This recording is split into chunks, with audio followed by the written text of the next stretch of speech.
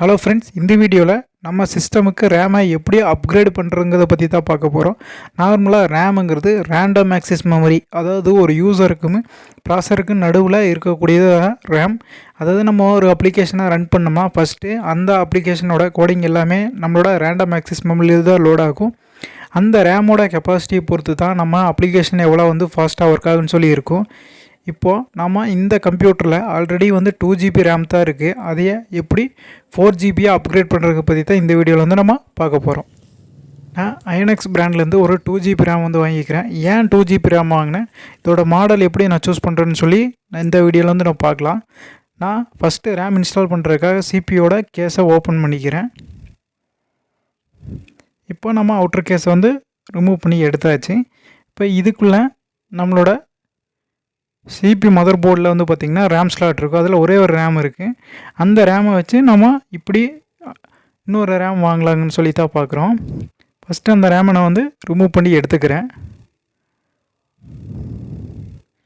Just இங்கே 2 side கொடுத்துலாக்க தள்ளினீங்கன்னா RAM ஆளுங்க அப்படியே வெளியே வந்துடும். இந்த ரேம் பார்த்திங்கன்னா ஒரு அடடா பிராண்ட் ரேம். இது ஒரு 2GB UDIM டைப் ரேமு. UDIMல இது பார்த்திங்கன்னா ஒரு DDR3 டைப் ரேமு. ஒரு ரேம் நார்மலாக எப்படி கிளாஸிஃபை பண்ணுவாங்கன்னா DDR2, DDR3, DDR4. இது DDR3 டைப் ரேமு. இது சிங்கிள் சேனல் ரேம். ஏன்னா ஒரு சைடு மட்டும் தான் நம்மளுக்கு சிப் இருக்குது, இன்னொரு சைடு சிப் இருக்காது. இதே டியூயல் சேனல்னால் நம்மளுக்கு பின்னாடி 8 பின்னாடி 8 மொத்தமாக 16 இருக்குது. அதனால நான் சிங்கிள் சேனலில் DDR3 டைப் இருக்கிற ரேம் வாங்கிட்டேன். நார்மலாக ஒரு ரேமை சூஸ் பண்ணோன்னா நம்ம UDIMமா அப்படின்னு சொல்லி பார்த்துக்கோணும். அது கூடவே பார்த்திங்கன்னா நம்ம ரேம் என்ன டைப், DDR2வா, DDR3, DDR4, அது கூடவே சிங்கிள் சேனல் டியூவல் சேனல் நம்ம சூஸ் பண்ணிக்கணும். ஆல்ரெடி இந்த ரேம் 2GB. நான் அதனால் ஐஎன்எக்ஸ் பிராண்ட்லேருந்து இன்னொரு 2GB வாங்கி போட்டிருக்கேன்.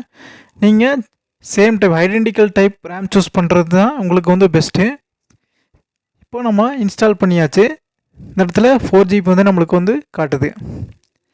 இதையே நீங்கள் ஒரு அப்ளிகேஷனாக ரன் பண்ணி பார்க்கலாம். இப்போ பார்த்திங்கன்னா நம்மளோட அப்ளிகேஷன் ஃபாஸ்ட்டாகவே ஓப்பன் ஆகுது.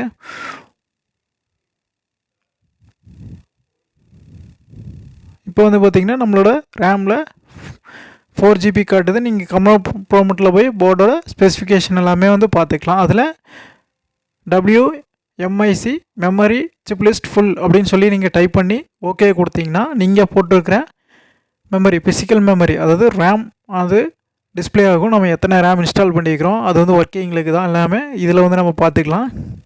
இதில் என்ன மேக்கு, என்ன டைப்பு, நம்ம சிங்கிள் சேனல் ரேம் யூஸ் பண்ணிக்கிறோம், அதனால சேனல் டிம் அப்படி வந்திருக்கு. அதுக்கப்புறம் அடட்டா பிராண்டு, அது ஃப்ரீக்வன்சி 1333 ஹெட்ஸு.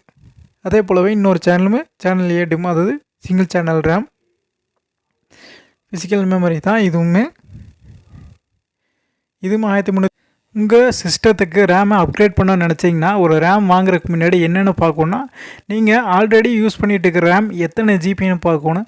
அதாவது 4GB யூஸ் பண்ணிங்கன்னா நீங்கள் கண்டிப்பாக 4GB ரேம் தான் வாங்கி போடணும். ஏன்னா நாம் ஒரு 4GBயும் ஒரு 2GB போட்டோம்னா அந்த ரேம் 2GB தான் ஒர்க் ஆகும். அதனால் ஐடென்டிக்கல் ரேமை நீங்கள் வாங்கி போட்டுக்கோணும். நெக்ஸ்ட்டு ரேமோட டைப், இது DDR2வா இல்லை DDR3, DDR4 அப்படின்னு சொல்லி பார்த்து நீங்கள் அதுக்கு தகுந்த மாதிரி ரேம் வாங்கிக்கணும். ஆல்ரெடி யூஸ் பண்ணிகிட்டு இருக்கிற ரேம் DDR2, DDR3, DDR4 சொல்லி அந்த மதர் போர்டோட சப்போர்ட்டை பொறுத்து நீங்கள் ரேம் வாங்கிக்கணும். மூணாவதாக பார்த்திங்கன்னா அது சிங்கிள் சேனல் ரேமா இல்லை டியூவல் சேனல் ரேமான்னு பார்த்து வாங்கி போட்டுக்கணும். தேங்க்யூ ஃபார் வாட்சிங்.